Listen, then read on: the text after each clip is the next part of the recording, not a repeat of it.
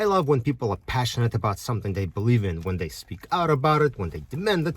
But I feel like in Let's Support, we have a number of things that people are passionate about where they don't really need to be. These things, well, don't matter.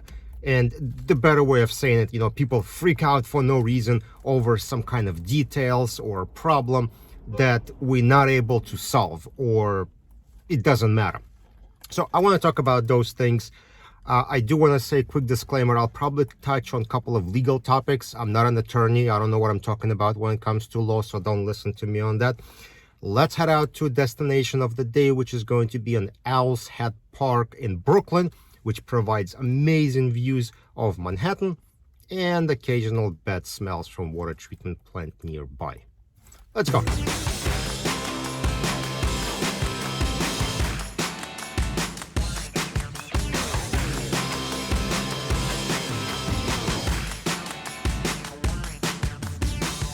Let's start with GDPR or CCPA, some kind of privacy regulation. And I see people on Let's Support freak out about it, and I've seen these memes being posted and different companies like, oh, are you ready for CCPA? Oh, what are you gonna do with GDPR or something like that? And to me, it feels like none of those things affect Let's Support in any way, at least as far as vendor side is concerned, and maybe even law firm side. So why do I say that? Well, the primary reason is there's nothing you can do about it. There's nothing you're gonna do about any kind of privacy regulation in Let's Support. It's not like you're gonna have custodian call you up and say, please delete all my data. This is a litigation case, right? So I believe litigation is going to trump any privacy request of any kind. So there's really no action that you can take while case is active. And in fact, custodians don't even know where their data is. As far as they know, it was collected by IT, given to a law firm gave it to a vendor. No one even knows who's got that data. Now, if you're on the corporate side and you're doing like acquiring data for investigation and so on, there may be a reason to do a little bit of freaking out because of the way some processing software works.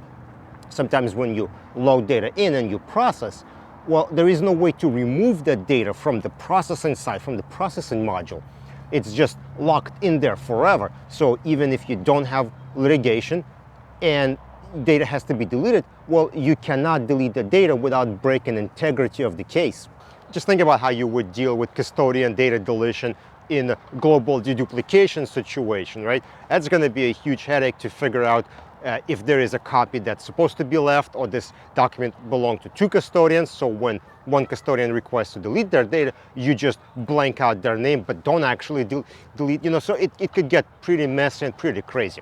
But overall point is GDPR, CCPA, all those things. If you're on the vendor side, nothing to freak out about, not even something to worry about. On law firm, probably not as well, can't say. On the corporate side, maybe.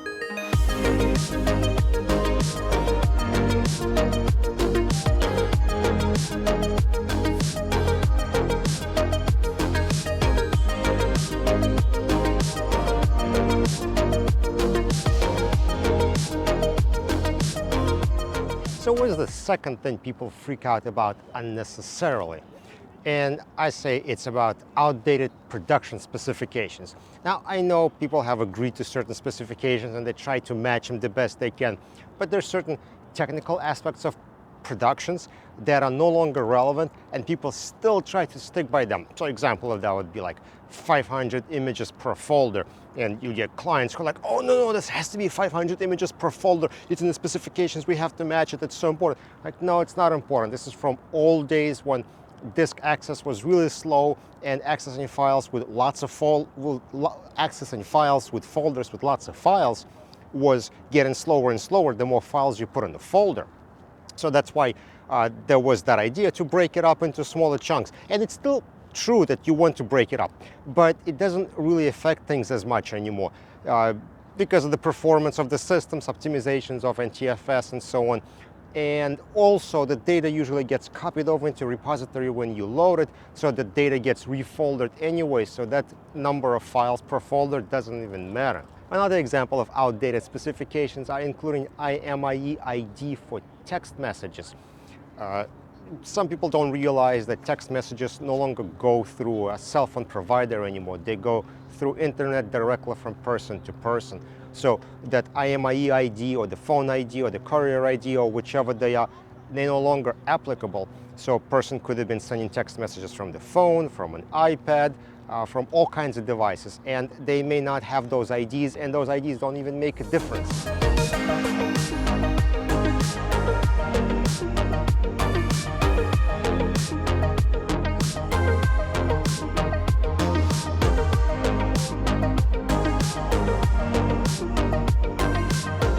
Now, another thing people used to get really freaked out about, but not so much anymore, are unsupported file types. And I think most of us understand there will be unsupported or untiffable files. And at first people are like, what, we have to tiff everything? But sometimes you have to understand that certain file types don't lend themselves to imaging on 8.5 by 11. You know, you could have technical drawings 24 by 36, and if you just tiff them, they're going to be too small. So you have to look at them in a native format. And even just with loading data for review, you're going to have data that's not only unsupported for imaging, but also unsupported for processing. An example of that would be some kind of accounting system, QuickBooks or something like that. You will have to review data in a native format in that application, not in the review system. Next, occasional duplicates. When you're doing your review, you may come to a same version of the same email or the same document. And there's no need to freak out right away. Oh my God, I'm seeing duplicates. This is all wrong. This wasn't deduplicated. It is normal to have some duplicates. Depends how data was collected, how it was processed, how the hashes was generated, and so on. Now, if you've seen a lot of duplicates, definitely there may be a problem and you should bring that up. But if you see, one or two documents per day that you already seen before, no need to freak out, no need to be like, oh, there's a major problem and start screaming. It's fine. You will get occasional duplicates, and I have probably 3 videos about why you could have duplicates in your review set. So if you see a couple, it's okay. If you see a lot, note doc IDs and let the tech team know so that they can investigate it further.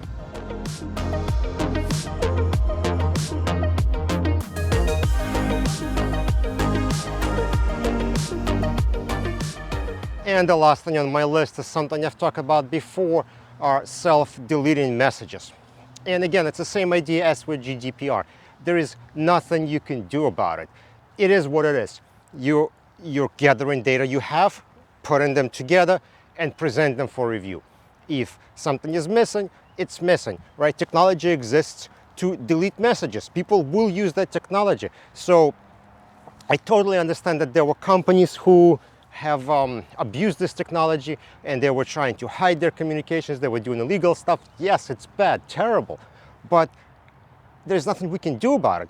It's like, people imagine like 100 years ago, people would send each other letters and somebody would burn the letter and we would say, no, the paper should be made that so it cannot burn, so people can't burn letters. Like what?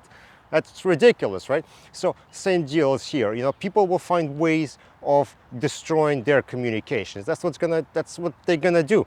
And if the industry requires retention of those data, those documents, then there should be some laws, like maybe in the finance industry where they have to maintain all business records, something.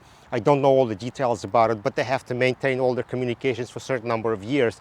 So then other businesses may have to be governed by the same principles.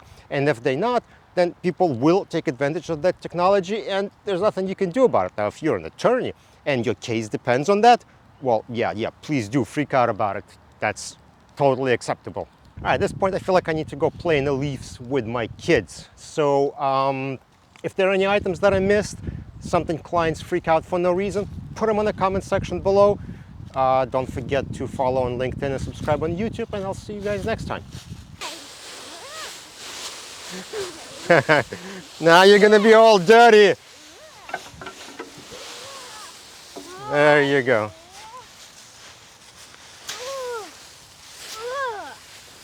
Whoa, don't hit me with the stick. But I have a tripod. I can defend myself.